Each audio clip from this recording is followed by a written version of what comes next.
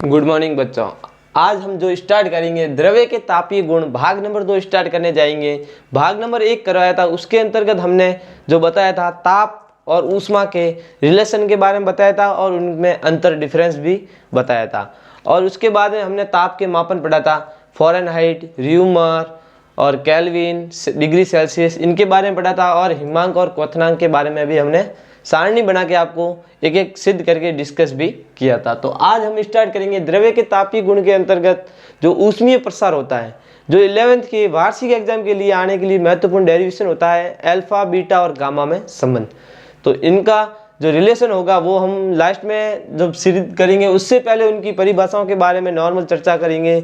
ऊष्मीय प्रसार क्या होता है, कितने प्रकार का होता है, और उसके बाद में हम अल्फा, बीटा और गामा के बारे में आज के लेक्चर में अध्ययन करेंगे और आगे का जो भाग होगा जो कल डिस्कस किया जाएगा। तो आज हम स्टार्ट करेंगे ऊष्मीय प्रसार या फिर तापीय प्रसार। क्या सिद्ध करेंगे बच्चों? ऊष्मीय प्रसार या तापीय प्रसार। हेडिंग लगा देते हैं ऊष्मीय प्रसार, या फिर ऑब्लिक करके लिख सकते हो आप तापीय प्रसार। तापीय प्रसार इंग्लिश में इसे कहते हैं थर्मल एक्सपेंशन। इंग्लिश में इसको बोलते हैं थर्मल एक्सपेंशन। ऊष्मीय प्रसार बोलो हिंदी में या तापीय प्रसार, दो नाम से आप जान सकते हो। इंग्लिश में एक ही नाम होता है थर्मल एक्सपेंशन। तो ये ऊष्मीय प्रसार क्या होता है, कितने प्रकार का होता है, उसके बारे में हम चर्चा करने से पहले इसकी नॉर्मल डेफिनेशन के बारे में चर्चा करेंगे। इसकी डेफिनेशन स्टार्ट करने से पहले हमने प्रसार के बारे में ऊष्मा गतिकी चैप्टर थर्मोडायनेमिक्स 11th का 12 नंबर चैप्टर पढ़ाया था। उस टाइम मैंने थोड़ी चर्चा की थी। तो प्रसार और एक संपीड़न के बारे में चर्चा किया था, जो नोट के अंदर आपको पॉइंट भी लिखवाया था। प्रसार क्या होता है और संपीड़न क्या होता है? संपीड़न का अर्थ होता है सिकुड़ना बचाओ। क्या होता है? संपीड़न का अर्थ होता है सिकुड़ना, और प्रसार का अंदर होता है जो फैलना। प्रसार क्या होता है? फैलना। जब हमने कार्नो इंजन करवाया था तब इसके बारे में हमने चर्चा जरूर किया था, प्रसार और संपीड़न के बारे में। तो अब आज का हमारा टॉपिक है प्रसार के बारे में। तो प्रसार को जानेंगे कैसे प्रसार होता है।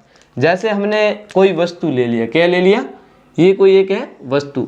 इस वस्तु के अंतर्गत ये क्या है, इनके अंदर अणु पाए जाते हैं। ऐसे छोटे छोटे छोटे छोटे अणु पाए जाते हैं। इस वस्तु के अंदर हम क्या कर रहे हैं? इस वस्तु को हम देंगे क्या? ऊष्मीय प्रसार हो रहा है तो इसमें हम क्या देंगे? हीट लगाएंगे। हीट, ऊष्मा दी जाएगी। इस वस्तु को एक सिरे से ऊष्मा देंगे। कहाँ से देंगे? एक सिरे से ऊष्मा दी जाएगी। इसको ऊष्मा देंगे। ऊष्मा देने पर इसकी ऊर्जा की मात्रा बढ़ेगी। जब इस वस्तु को हम ऊष्मा देंगे तो इसकी ऊर्जा की मात्रा में वृद्धि तो होगी, और इसके साथ साथ इसके अंतर आणविक आकर्षण बल कमजोर होते जाएंगे। जब ऊर्जा की मात्रा बढ़ती है तब बच्चों ध्यान रखना, अंतर आणविक आकर्षण बल क्या होता है? कमजोर होता जाता है, वीक होता जाता है। तो वीक होगा तब क्या करेंगे? ये अणु दूर दूर दूर दूर फैलते जाएंगे। अणु क्या हो जाएंगे? दूर दूर फैलते जाएंगे। ये इसी फैलने को हम क्या कहते हैं? अणु दूर दूर फैलेंगे तो अपने ऊष्मा इस सिरे को दी, धीरे धीरे ऊष्मा कहाँ पहुंच जाएगी?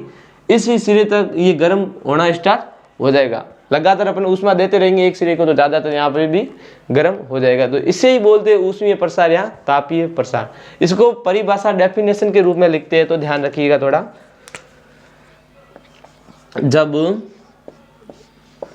जब किसी वस्तु को ऊष्मा दी जाए, जब किसी वस्तु को ऊष्मा दी जाए तो उस वस्तु में क्या होगा? तो उस वस्तु में अंतर आणविक आकर्षण बल। कौन सा बल? तो उस वस्तु में अंतर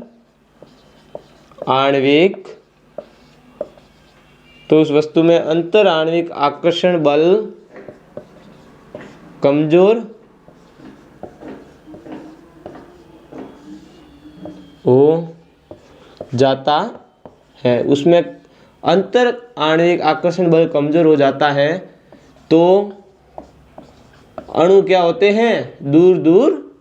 तो अणु दूर दूर दूर दूर फैलने लगते हैं। इसे हम क्या कहेंगे, इसे ही तो कहते हैं, इसे ऊष्मीय प्रसार, यहाँ कोष्टक में लिख लेते हैं थर्मल एक्सपेंशन कहते हैं। तो इधर देखिएगा, अपन ऊष्मीय प्रसार के बारे में एक बार वापस इसकी परिभाषा पर चर्चा करते हैं। जब किसी भी वस्तु, ये क्या है, एक वस्तु, इस वस्तु को क्या दिया, ऊष्मा दिया, क्या दिया, ऊष्मा दी जाए, तो इस वस्तु में क्या हो जाता है, ये अंतर आणविक आकर्षण बल, कौन सा, अंतर आणविक आकर्षण बल क्या हो जाता है, कमजोर। जब ये कमजोर होगा तो अणु क्या करेंगे, धीरे धीरे दूर फैलेंगे। क्या करेंगे, अणु धीरे धीरे दूर फैलते जाते हैं। तो इसे हम क्या कहते हैं, ऊष्मीय प्रसार या थर्मल एक्सपेंशन। इसको इंग्लिश में बोलते हैं थर्मल एक्सपेंशन।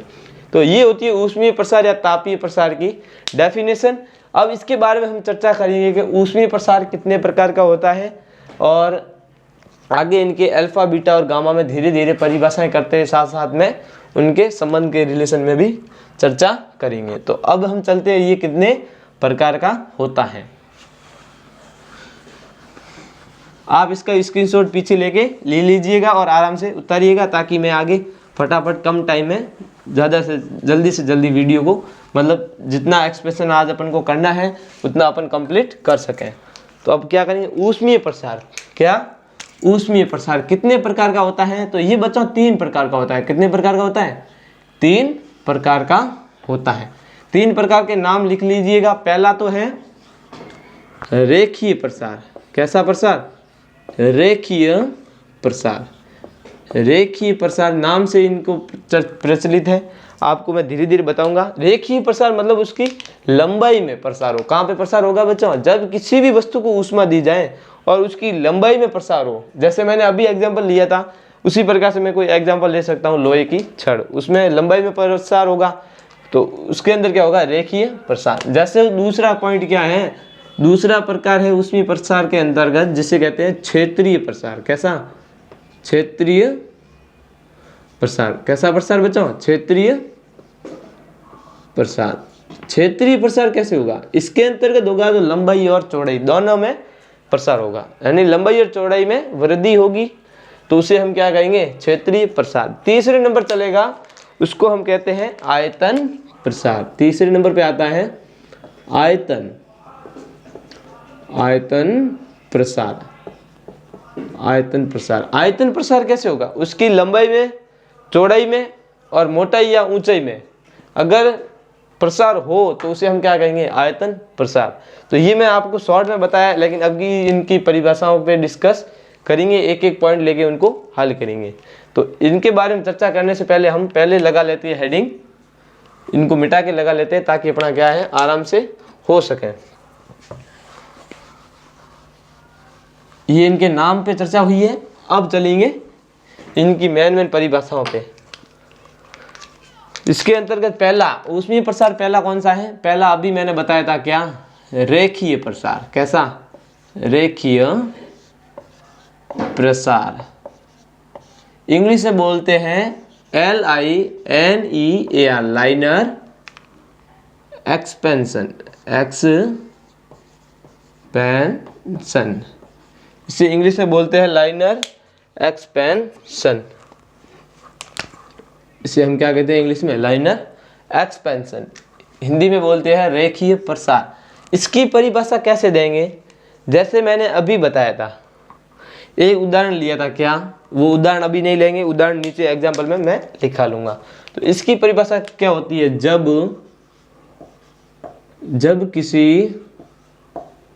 जब किसी वस्तु को, किसको, जब किसी वस्तु को ऊष्मा दी जाए, तो जब किसी भी वस्तु को ऊष्मा दी जाए तो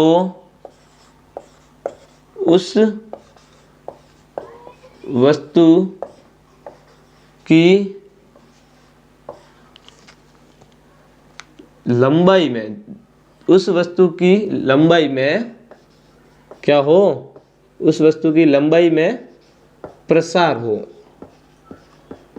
लंबाई में ओनली फॉर क्या होना चाहिए, प्रसार हो, उसे हम क्या कहेंगे, उसे रेखीय प्रसार कहते हैं। उसे क्या कहते हैं, रेखीय प्रसार कहते हैं। अब ये रेखीय प्रसार की परिभाषा हो गई। इसके अंतर्गत हम उदाहरण लेंगे। क्या लेंगे बच्चों, उदाहरण। उदाहरण क्या हो जाएगा, एक इसका उदाहरण ले लेंगे, लोहे की छड़। इसके उदाहरण में लिख लेना लोहे की छड़। जैसे अभी मैंने एक वस्तु बताया था वो उसी प्रकार से होगी। लोहे की छड़ भी तो ऐसी होती है। ये मैंने कोई लोहे की स्टील की छड़ ले ली, इस वस्तु को मैंने यहाँ से हीट किया तो अणु धीरे धीरे धीरे धीरे अंतर आणविक आकर्षण बल कमजोर होने के बाद ऊष्मा धीरे धीरे यहाँ पहुँच जाती है, अणु फैलने लगते हैं। तो इसकी लंबाई में प्रसार हो रहा है। कहाँ प्रसार हो रहा है बच्चों, इसकी लंबाई में प्रसार हो रहा है। तो ये कौन सा प्रसार कहलाएगा, रेखीय प्रसार। तो ऊष्मीय प्रसार 3 प्रकार से ही होता है, इससे अलावा और प्रसार नहीं होगा। तो अब ये ऊष्मीय प्रसार की परिभाषा हो गई, इसको मैं मिटा रहा हूँ, एग्जाम्पल में लिख लेना लोहे की छड़, बस इतना ही लिखना है। उसके बाद में इसके अंतर्गत हम चलेंगे तो उसके अंदर अभी इसमें हम बताएंगे जो ये रेखीय प्रसार हो गया, इसके अंदर अब बताएंगे रेखीय प्रसार गुणांक। क्या बताएंगे, रेखीय प्रसार गुणांक। क्या बताएंगे, रेखीय प्रसार गुणांक। इसको किससे दर्शाया जाता है, अल्फा से। धीरे धीरे अपन मेन टॉपिक पे जा रहे हैं। तो अब रेखीय प्रसार गुणांक क्या होता है उसकी भी परिभाषा हम लेंगे। उससे पहले हम बता देंगे कि अल्फा बराबर क्या होता है। ये लंबाई की प्रसार हो रहा है तो इसका फॉर्मूला होता है अल्फा बराबर डेल एल बटे में एल डॉट डेल टी। ये होता है इसका फॉर्मूला। इस फॉर्मूले में क्या है तो मैं परिभाषा के थ्रू अभी बताऊंगा। ये इसके फॉर्मूले को हम दर्शाते हैं, रेखीय प्रसार गुणांक अल्फा बराबर होता है del L by L dot del T. इसी प्रकार से हम दर्शाएंगे कि डेल एल बराबर क्या हो जाएगा, ये इनके गुणा में आ जाएगा alpha dot L dot del T. ये इसका क्या है, रेखीय प्रसार गुणांक का फॉर्मूला यही है। और ये लिखो तो भी एक ही चीज़ है, ये लिखो चाहे नीचे वाला लिखो, एक ही चीज़ है। अगर मैं क्या करूं, इसकी लंबाई 1 ले लूं और इसकी ताप में वृद्धि, ताप परिवर्तन कितना कर लूं, 1 क्या ले लूं। अगर यदि मैं क्या कहता हूं, यदि क्या करूं, L बराबर 1 लिया कॉमा डेल टी एंड ताप में परिवर्तन कितना किया 1, तो क्या होगा, ये दोनों तो 1 1 हो गया। तो ये लंबाई में जो वृद्धि होगी वो किसके, रेखीय प्रसार गुणांक के बराबर हो जाएगी। किसके बराबर हो जाएगी, डेल एल बराबर हो जाएगा अल्फा, ये आ जाएगा। अब इसकी डेफिनेशन लिख सकते हैं। डेफिनेशन कैसे लिखेंगे वो मैं इधर लिख रहा हूँ, इधर लिखूँ या फिर ऊपर मिटा के लिख लेता हूँ, नहीं तो फिर आपको दिक्कत हो जाएगी। यहाँ पे मैं थोड़ा मिटा रहा हूँ। ये रेखीय प्रसार गुणांक रेखीय प्रसार के अंदर ही आता है, ध्यान रखना, अलग से एडिंग मत लगाना, ये थोड़ा ध्यान रखना। आप स्क्रीनशॉट ले लीजिएगा, मैं मिटा रहा हूँ साथ साथ में। अब इसकी रेखीय प्रसार गुणांक की ही हम परिभाषा लेंगे। किसकी परिभाषा लेंगे, रेखीय प्रसार गुणांक की, इसकी हम परिभाषा लेंगे। इसकी परिभाषा होती है कि अपन ने क्या किया, लंबाई 1 लिया, इसको अपन लिख सकते हैं इकाई लंबाई। कैसी, इकाई लंबाई वाली किसी इकाई लंबाई वाली किसी वस्तु में, इकाई लंबाई वाली किसी वस्तु में ताप में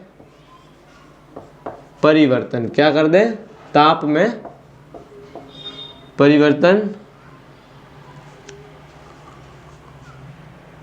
इकाई लंबाई, कैसी लंबाई, इकाई लंबाई वाली किसी वस्तु में ताप परिवर्तन क्या करते हैं, यहाँ पे थोड़ा गलत लिख लिया, उसको वापस सही करते हैं। इकाई लंबाई वाली किसी वस्तु, इकाई लंबाई वाली किसी वस्तु में इकाई ताप में, कैसा, इकाई, एक ताप किया है ना, तो इकाई ताप परिवर्तन, इकाई ताप परिवर्तन करने पर, इकाई ताप परिवर्तन करने पर क्या हो जाता है, लंबाई में जो वृद्धि होती है, इकाई ताप परिवर्तन करने पर लंबाई में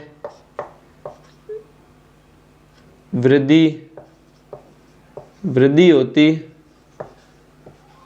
है, उसे हम क्या कहेंगे, अल्फा। अल्फा क्या होता है, रेखीय प्रसार गुणांक, उसे हम क्या कहेंगे, रेखीय प्रसार गुणांक, रेखीय प्रसार गुणांक कहते हैं। क्या कहते हैं, रेखीय प्रसार गुणांक। इसकी परिभाषा क्या है, इकाई लंबाई, कैसी लंबाई, इकाई लंबाई वाली किसी वस्तु में इकाई ताप में परिवर्तन किया, कैसा, इकाई ताप में परिवर्तन करने पर अगर लंबाई में वृद्धि, डेल एल क्या है, लंबाई में परिवर्तन हो रहा है या लंबाई में वृद्धि होती है, तो उसे हम क्या कहेंगे, रेखीय प्रसार गुणांक कहेंगे, क्योंकि ये अल्फा के बराबर आता है, तो अल्फा क्या है, रेखीय प्रसार गुणांक। ये इसकी रेखीय प्रसार गुणांक की परिभाषा होती है। इस फॉर्मूले को आप याद कर लीजिएगा। जब अभी मैं रेखीय प्रसार गुणांक, क्षेत्रीय प्रसार गुणांक और आयतन प्रसार गुणांक के अंदर अल्फा, बीटा और गामा के अंदर जब संबंध रिलेशन कराऊंगा तभी फॉर्मूले काम आएंगे, तब मैं वापस चर्चा करूंगा। रेखीय प्रसार गुणांक के अंदर थोड़ा बहुत वापस आपको हिंट देके बता दूंगा, ताकि आप अभी स्क्रीनशॉट ले लीजिएगा, फिर आगे मैं और करवाता हूँ परिभाषाएं।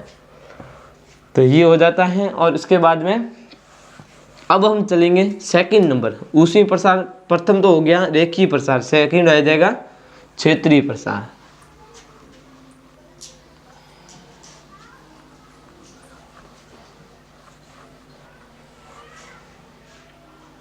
अब सेकंड नंबर कौन सा है, क्षेत्रीय प्रसार। सेकंड नंबर हेडिंग लगाते हैं क्षेत्रीय प्रसार, क्षेत्रीय प्रसार।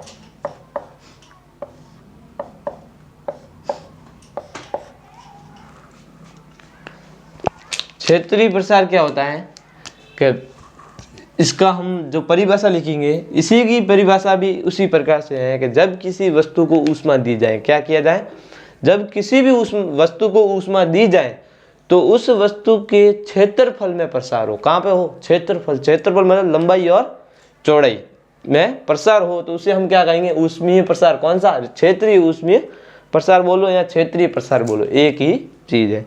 इसकी परिभाषा हम लिखेंगे कि जब किसी वस्तु को, किसको, जब किसी वस्तु को ऊष्मा दी जाए, जब किसी वस्तु को ऊष्मा दी जाए तो उस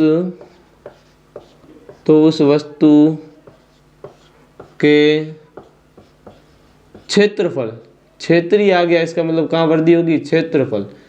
कोष्टक में लिख देता हूं लंबाई व चौड़ाई, ताकि आपको क्षेत्रफल का आसानी से याद हो जाए कि जब किसी वस्तु को ऊष्मा दी जाए तो उस वस्तु के क्षेत्रफल में प्रसार हो। क्या हो, प्रसार हो, उसे क्या कहेंगे, क्षेत्रीय प्रसार कहते हैं। क्षेत्रीय प्रसार कहते हैं। क्या कहते हैं बच्चा, क्षेत्रीय प्रसार कहते हैं। इसका कोई उदाहरण मैं नहीं लिखा रहा हूँ, हाल फिलहाल मेरे माइंड में नहीं आ रहा, तो उसके बाद में उदाहरण अभी मैं नहीं लिखा रहा हूँ। क्षेत्रीय प्रसार की परिभाषा क्या होती है, जब किसी वस्तु को ऊष्मा दी जाए तो उस वस्तु के क्षेत्रफल में प्रसार हो, तो उसे हम क्या कहेंगे, क्षेत्रीय प्रसार। क्षेत्रीय प्रसार हो गया। अब क्या आएगा इसके अंदर, क्षेत्रीय प्रसार गुणांक आएगा। क्या आएगा, क्षेत्रीय प्रसार गुणांक। क्षेत्रीय प्रसार गुणांक क्षेत्रीय प्रसार गुणांक को हम किससे दर्शाएंगे? बीटा से। अल्फा से दर्शाया जाता था, वो था रेखीय प्रसार गुणांक। अब क्षेत्रीय प्रसार गुणांक है उसको हम दर्शाएंगे बीटा से। इंग्लिश में क्या बोलते हैं? कोफिशिएंट ऑफ सरफेसियल एक्सपेंशन, इंग्लिश में इसको ये बोला जाता है। क्षेत्रीय प्रसार गुणांक को बीटा से दर्शाते हैं। इसका फॉर्मूला क्या होता है? क्षेत्रफल को ए से दर्शाते हैं तो डेल ए बटे में ए डॉट डेल टी। उसमें क्या चला था? लंबाई को एल से दर्शा रहे थे, तब डेल एल चल रहा था बटे में L dot del T. Formula उसी प्रकार से ही बना है, फॉर्मूले में कोई परिवर्तन नहीं हुआ है, ध्यान रखना। इसको अब हम डेल ए के बराबर में करके लिख सकते हैं। डेल ए बराबर, इसको इधर गुणा कर दें, beta dot A dot del T. Beta तो क्षेत्रीय प्रसार गुणांक को प्रदर्शित करता है, इसको दर्शाया जाता है। ए है क्षेत्रफल और डेल ए है क्षेत्रफल में परिवर्तन और डेल टी है ताप परिवर्तन, ध्यान रखना। तो उस फॉर्मूले के माध्यम से क्षेत्रीय प्रसार गुणांक की परिभाषा हम ज्ञात कर दीजिए करेंगे। यदि हम कहते हैं कि यदि ए बराबर क्षेत्रफल कितना ले लें? 1, और इसके क्या कर ले? ताप में परिवर्तन कितना ले लें? 1। ये और 1 और ये भी 1 कर लें तो बीटा किसके बराबर आ जाएगा? क्षेत्रफल में वृद्धि जो रेखीय प्रसार गुणांक के समान हो जाएगी। तो ये कर दिया तो क्या बन जाएगा? तो बन गया क्या? तो बन जाएगा डेल ए बराबर आ जाएगा बीटा। ये आ गया डेल ए के बराबर। अब इसकी डेफिनेशन कैसे लिखेंगे? वहां था इकाई लंबाई, यहाँ पर क्या है? इकाई क्षेत्रफल वाली वस्तु। कैसी वस्तु? यहाँ पे इसकी परिभाषा लिखेंगे तो इकाई क्षेत्रफल वाली किसी वस्तु में, इकाई क्षेत्रफल वाली किसी वस्तु में इकाई ताप परिवर्तन कितना? इकाई ताप परिवर्तन, इकाई ताप परिवर्तन। कोष्टक में मैं करके लिख लेता हूं, कंफ्यूज ना हो इसलिए। डेल टी बराबर 1। इकाई क्षेत्रफल मतलब ए बराबर 1 वाली किसी वस्तु में इकाई ताप परिवर्तन करने पर क्या हो जाता है?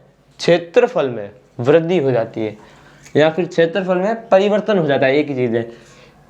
इकाई ताप परिवर्तन करने पर क्षेत्रफल में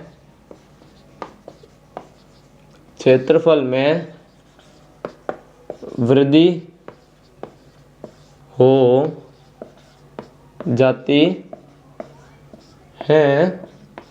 उसे क्या कहते हैं हम? उसे कहते हैं बीटा। बीटा क्या होता है? क्षेत्रीय प्रसार गुणांक। उसे हम कहते हैं क्षेत्रीय प्रसार गुणांक कहते हैं।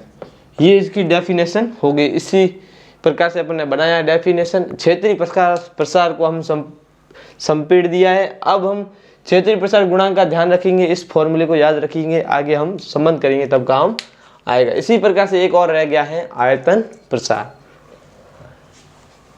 अब तीसरे नंबर पर हम हेडिंग लगाएंगे आयतन प्रसार।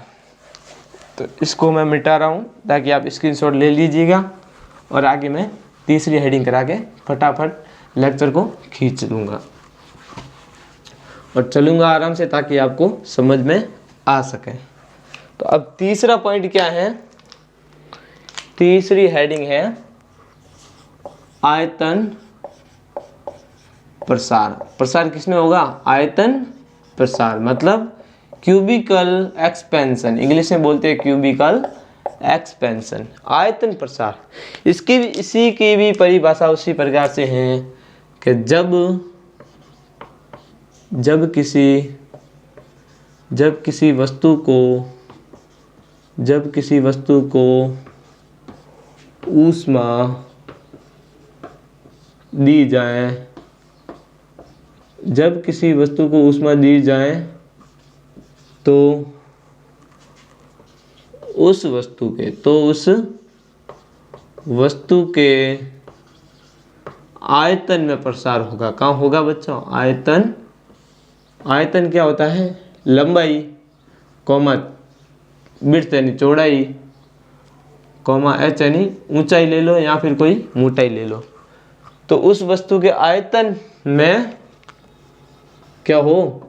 प्रसार हो। आयतन में प्रसार हो तो उसे आयतन प्रसार गुणांक, क्या आयतन प्रसार कहते हैं। आयतन प्रसार गुणांक की चर्चा अब हम करेंगे। पहले आयतन प्रसार की परिभाषा होगी। क्या होगी? जब किसी वस्तु को क्या दी जाए? ऊष्मा, तो उस वस्तु के आयतन में प्रसार हो उसे क्या कहेंगे? आयतन प्रसार कहते हैं। ये इसकी डेफिनेशन होती है। अब हम चर्चा करेंगे इसके आयतन प्रसार गुणांक के ऊपर। इसके अंदर छोटी सी हेडिंग लगा देना, आयतन प्रसार गुणांक, जिसको हम किससे दर्शाते हैं? गामा से। किससे दर्शाते हैं? गामा से। इसका फॉर्मूला होता है क्या? जब हमने रेखीय प्रसार किया तब डेल एल लिया, क्षेत्रीय प्रसार किया तब डेल ए लिया। अब आयतन कर रहे हैं तो क्या लेंगे? डेल वी बटे में क्या आ जाएगा? V dot del T. ये भी फॉर्मूला उसी तरीके से ही है। इसी फॉर्मूले को अपन दूसरे रूप में लिख सकते हैं कि डेल वी के बराबर में लिख सकते हैं गामा डॉट वी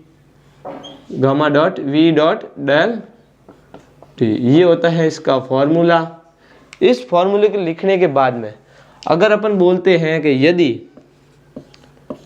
आयतन कितना कर दिया जाए? 1, यदि V is equal to 1 comma ताप में परिवर्तन कितना कर दिया जाए? 1, तो क्या हो जाएगा? आयतन में जो वृद्धि हो रही है वो किसके? आयतन प्रसार गुणांक के बराबर हो जाएगी। तो ये इसकी डेफिनेशन है। इसके बराबर हो जाएगी। होगी कैसे वो ध्यान रखना थोड़ा। तो इसके बारे में अब हम चर्चा करेंगे। तो इसकी परिभाषा अपन लिखेंगे कि इकाई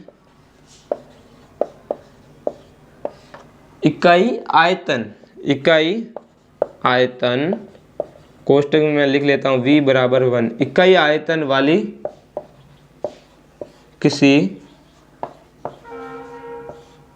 वस्तु में, इकाई आयतन वाली किसी वस्तु में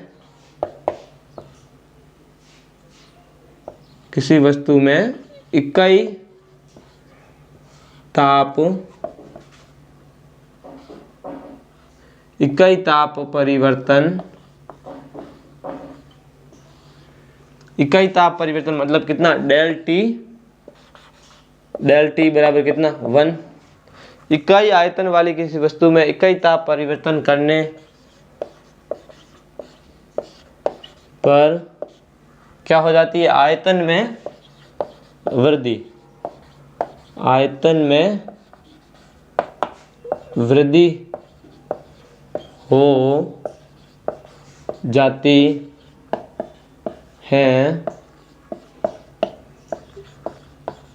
उसे क्या कहते हैं? गामा। गामा किसे दर्शाता है? आयतन प्रसार गुणांक। उसे आयतन प्रसार गुणांक कहते हैं। कोष्टक में लिख सकते हो आप, किसे दर्शाते हैं? गामा से। ये इसकी होगी डेफिनेशन। अपन ने चर्चा किया है रेखीय प्रसार गुणांक, क्षेत्रीय प्रसार गुणांक और आयतन प्रसार गुणांक। तीनों के गुणांक के बारे में अपन ने चर्चा की है। तीनों का फॉर्मूला अपन ने नोट करवाया है। यहाँ पे भी लिखा है, यहाँ पे भी लिखा है। कौन सा फॉर्मूला आप याद रख सकते हो। अब इसके रिलेशन के बारे में चर्चा करेंगे। अल्फा, बीटा और गामा, तीनों में संबंध क्या होता है। उस संबंध को आपकी वार्षिक परीक्षा के अंतर्गत ज़्यादातर पूछा जाता है। तो ये चैप्टर आपकी वार्षिक परीक्षा के अंतर्गत इसके डेरिवेशन के आने की संभावना रहती है, जो कि आप सीरियस होकर एकदम पढ़िएगा ताकि आपके काम आने वाला है वार्षिक में। और ज़्यादा नंबर के चैप्टर, ये पीछे वाली बुक, सेकंड बुक पूरी ज़्यादा नंबर 70% पॉइजन इस किताब का है, इसलिए कह रहा हूँ कि इसका डेरिवेशन आएगा। और एक कारण व्यंजन रट के जाइएगा, और एक होता है बर्नौली प्रमेय, जो कि इससे जस्ट पहले वाला चैप्टर अध्याय नंबर 10 के अंदर या 9 के अंदर दिया हुआ है। बर्नौली प्रमेय वो भी रट के जाइएगा, वो इस बार आने की संभावना आपके बनती है। तो अब ये इसको हटा देते हैं। ऊष्मीय प्रसार हो गए खत्म। 3 प्रकार के होते हैं। अब अपन क्या है, ऊष्मीय प्रसार के अंतर्गत भी अपन ने क्या देखा है, रेखीय प्रसार गुणांक, क्षेत्रीय प्रसार गुणांक और आयतन प्रसार गुणांक में संबंध को अपन को दर्शाना है। तो उस संबंध के बारे में अब हम चर्चा करेंगे, जो कि आपके लिए महत्वपूर्ण है, जो मैं आपको चुटकियों में हल करवाऊंगा। ऐसी कोई दिक्कत होने वाली नहीं है, तो थोड़ा ध्यान दीजिएगा। इधर देखिए क्या होता है, मैं लिख लेता हूं पूरी हेडिंग। रेखीय प्रसार गुणांक कॉमा और क्या लिखे, क्षेत्रीय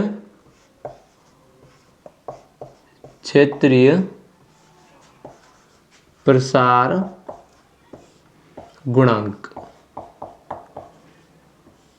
वह क्या होता है, एक और आ जाएगा आयतन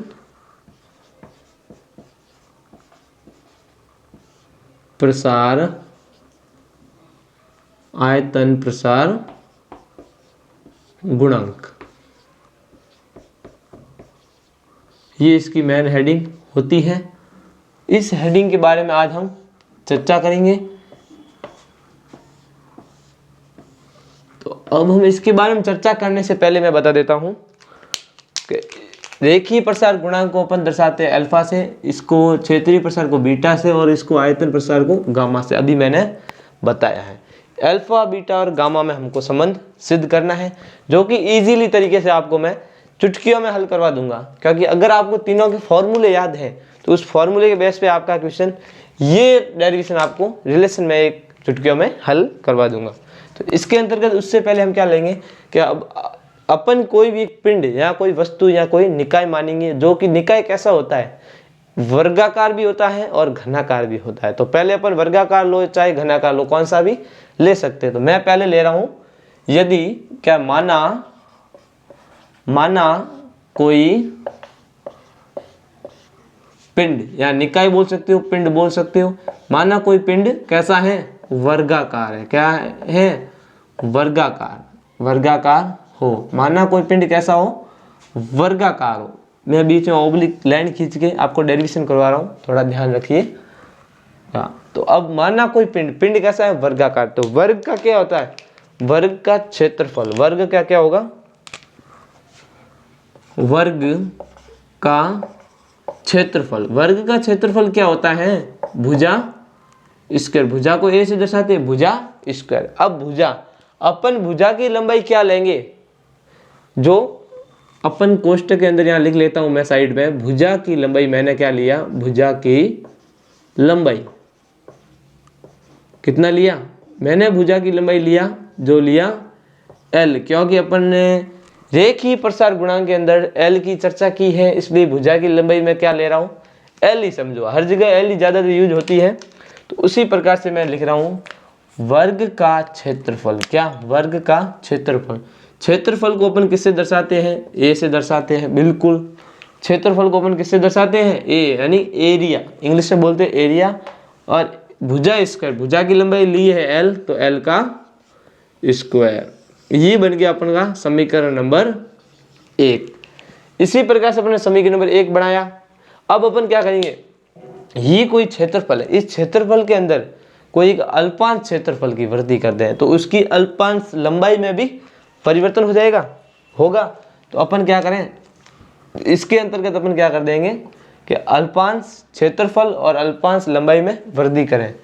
तो अपन, मैं यहाँ पे कोष्टक में लिख सकता हूं कि अल्पांश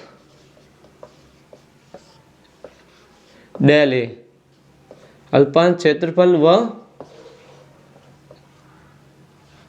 डेल एल, यानी लंबाई में वृद्धि करने पर। अब इनके अंदर वृद्धि करो, क्या आता है वो बाद की बात है, पहले इनके अंदर वृद्धि करो। अल्पांश डेल ए अगर इसमें डेल ए यानी थोड़ा सा अल्पांश भाग बढ़ाऊंगा किसका, क्षेत्रफल का, तो उसकी थोड़ी सी लंबाई में भी, अल्पांश भाग में भी वृद्धि होगी। तो ये थोड़ा बहुत ध्यान रखिएगा।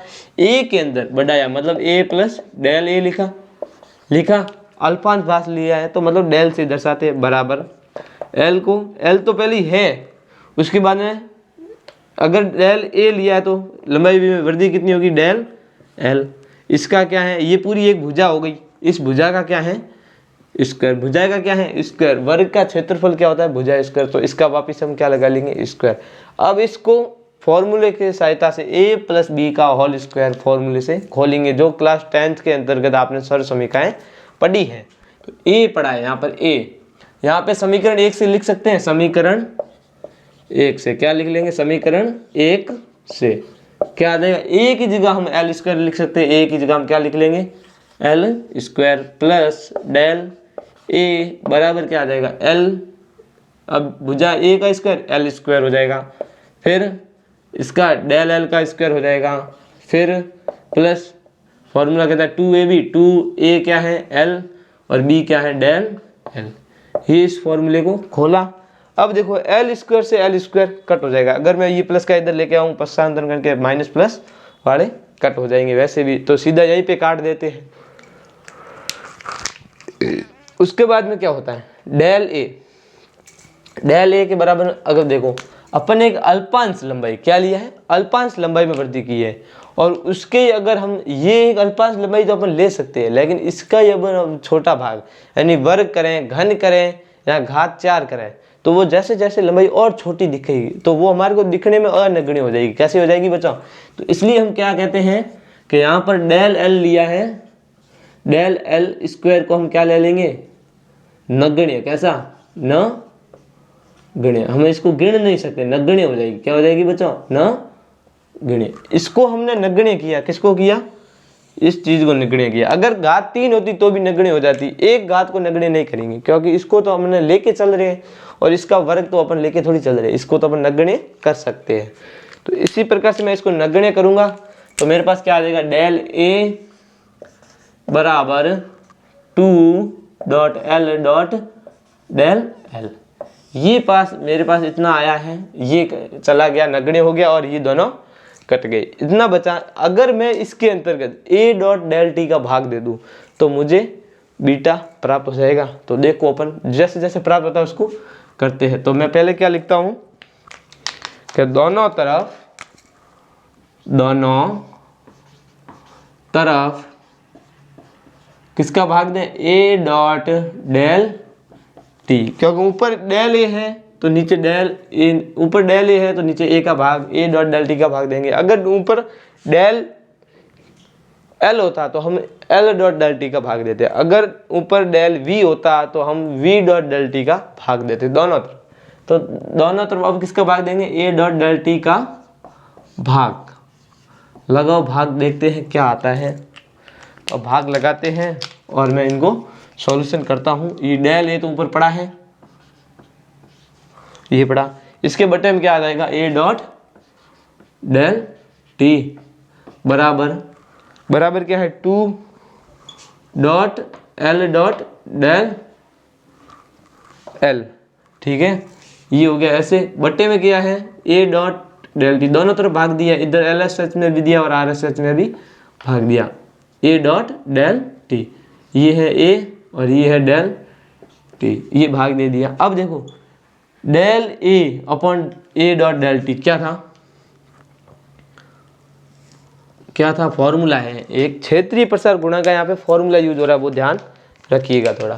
तो ये एक क्षेत्रीय प्रसार का फॉर्मूला है, ध्यान रखिएगा क्या है कि a del a upon a dot del T, ये किसको दर्शाता है, क्षेत्रीय प्रसार गुणांक को दर्शाता है। क्षेत्रीय प्रसार गुणांक यानी बीटा को दर्शाता है, किसको दर्शाता है बच्चों, बीटा को दर्शाता है। यहाँ से मैं हटा देता हूँ ताकि आपको कोई कंफ्यूजन नहीं हो कि इनके ऊपर कोई घात लगाई है, ताकि ये हटा देता हूँ, आपके कंफ्यूजन में बाहर हो जाएगा। तो इसकी जगह मैं बीटा लिख सकता हूँ, तो लिख दूँ इसकी जगह बीटा, ये आ गया बीटा बराबर 2 dot L dot del L, ऐसा का ऐसा।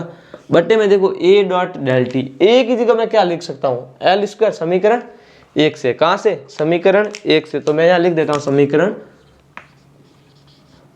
1 से a का मान रखा।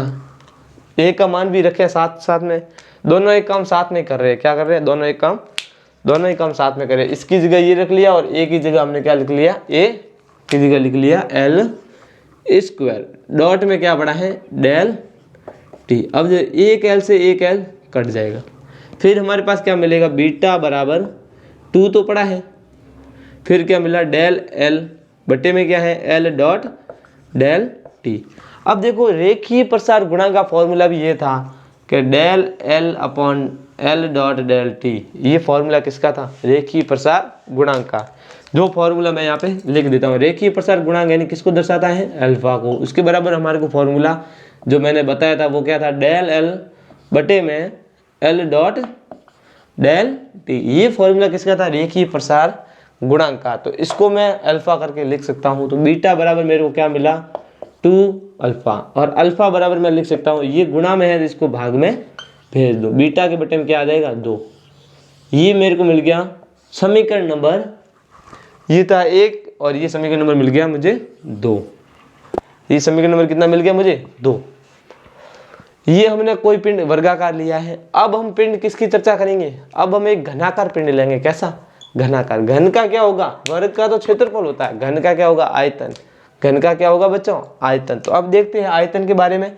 ये आप समीकरण अब याद रखिएगा ताकि ये तो समीकरण आपके काम आएगा और आगे हम चर्चा करते हैं। तो इसको मैं थोड़ा मिटा रहा हूँ, आप स्क्रीनशॉट ले लीजिएगा। अब मैं वापस यहाँ से करा रहा हूँ और अब की बार हम पिंड कैसा मानेंगे? घनाकार मानेंगे। कैसा मानेंगे बच्चों? घनाकार। तो अब थोड़ा इसको मैं इसलिए मिटा रहा हूँ ताकि अपने बोर्ड पे जगह थोड़ी कम है, जगह है नहीं, इसलिए अपन थोड़ा मिटा के आगे दूसरे पोजीशन को करते हैं और लास्ट में आपको सिद्ध करके पूरा बताते हैं। तो यहाँ तक मिटाते हैं। ये फॉर्मूला कहीं ना कहीं वापस काम आने का है, इसलिए इसको मैं मिटा नहीं रहा हूँ। नीचे छोटा समीकरण नंबर 2 दिया हुआ, कहीं आप भूल ना जाओ, इसलिए मैं थोड़ा इसको मिटा नहीं रहा हूँ। अब देखते हैं। अब पिंड कैसा लिया?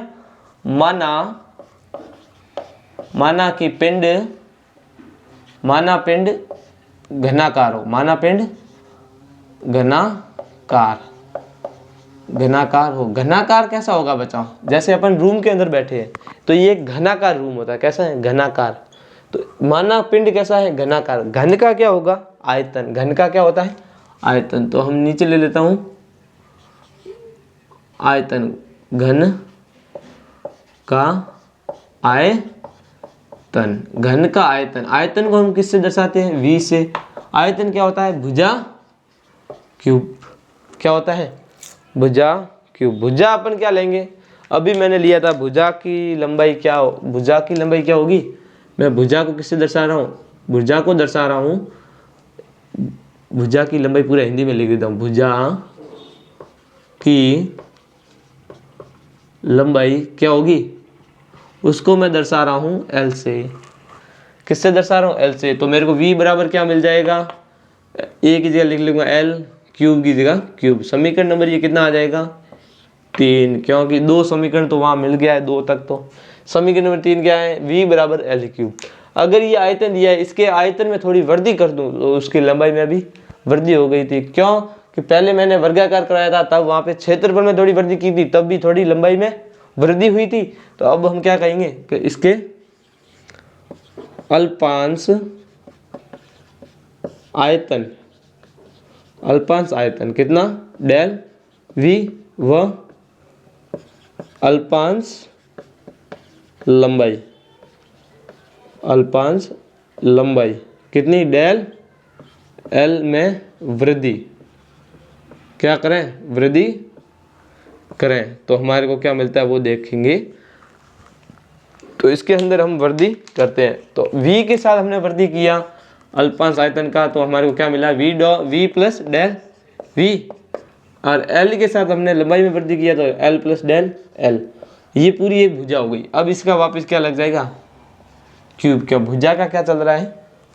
क्यूब। आयतन क्या होता है? घन का भुजा क्यूब, इसलिए वापस मैंने क्या लगा दिया? क्यूब। अब इस फॉर्मूले से a + b का होल क्यूब, ये आप फॉर्मूले से खोलोगे तब आपको पता चल जाएगा आएगा क्या? v समीकरण 3 से मैं लिख सकता हूँ v की जगह कितना? l3। समीकरण 3 से मैं यहाँ पे लिख देता हूँ, समीकरण 3 से कितना आ जाएगा? तो वो थोड़ा ध्यान रखिएगा, यहाँ पे कितना आ जाएगा बच्चों? v बराबर आ जाएगा l3 प्लस डेल v, ऐसा कैसा रहेगा? डेल v की जगह अपन डेल l3 नहीं लिखेंगे, ओनली v की जगह दिया है तो v की जगह ही लिखेंगे। ये हो जाएगा a3 plus b3 del l का cube plus 3a² b and 3l² del l। ये फॉर्मूला होता है बच्चों, ध्यान रखना। 3ab², ये भी साथ में होता है, तो 3a यानी lb² मतलब डेल l का स्क्वायर, ये इसका स्क्वायर, ओनली डेल l का ध्यान रखना। ये होता है इसका फॉर्मूला। यहाँ से क्या हो जाएगा? डेल क्या l3 से l3 कैंसिल आउट हो जाएगा। फिर क्या है? डेल v बराबर, वहाँ पे अपन ने डेल l को तो लिया था, अपन ने घात स्क्वायर को भी कहा था मैंने नगण्य करेंगे, क्योंकि वो ज़्यादा छोटी हो जाएगी जो अपने को देखने लायक नहीं होती है, और उसको क्या कर देंगे? नगण्य। तो कर लेते हैं यहाँ पे नगण्य। किसको? एक तो इसको नगण्य कर दिया, एक इसको नगण्य कर दिया। ये नगण्य कर दिया तो ये तो 0 हो गया, ये भी 0 हो गया, कोई इसका महत्व नहीं रहेगा। फिर क्या बचेगा? कि डेल v बराबर क्या बचेगा? 3l² del l। ये बचा हमारे पास डेल v बराबर 3l² डेल l, ये हमारे पास बचा। अब देखो डेल v आ गया, इसके अंतर्गत हम क्या करेंगे? v डॉट डेल t का भाग दे दें वापिस, तो दे देते हैं। पुनः दोनों तरफ v डॉट डेल t का भाग क्या करें? दोनों तरफ है, किधर है? दोनों तरफ, दोनों तरफ v डॉट डेल t का भाग देने पर, तो भाग देते अपन को क्या मिलता है वो ध्यान रखिएगा थोड़ा। ये है डेल v, डेल v के बटे में क्या आ जाएगा? v डॉट डेल t बराबर में क्या है? 3l² del l। ये हमारे को यहाँ पे लिखा हुआ मिल रहा है। इसके अंतर्गत हम भाग इसका दे देंगे v डॉट डेल t, क्योंकि दोनों तरफ देने को बोला है तो v डॉट डेल t इसका दे दिया। अब देखो ये तो हमारे को एक फॉर्मूला मिल रहा है, ये फॉर्मूला किसका है? Del v। v किसको दर्शा रहा है? आयतन को। किसको दर्शा रहा है? आयतन को। तो ये कौन सा गुणांक होगा? आयतन प्रसार गुणांक का फॉर्मूला है, जो आपको मैंने आयतन प्रसार गुणांक कराया वहाँ बताया था। इसको गामा से दर्शाते हैं, गामा बराबर 3l² डेल l बट्टे में क्या है? यहाँ पे मैं कोष्टक करके लिख लेता हूँ क्या? v की जगह मैं क्या लिख रहा हूँ? l3। समीकरण 3 से, क्या से? समीकरण 3 से। तो समीकरण 3 से क्या हो जाएगा? v की जगह क्या आ जाएगा? l3। तो मैं नीचे वाली v की जगह लिख सकता हूँ l3 डॉट डेल t।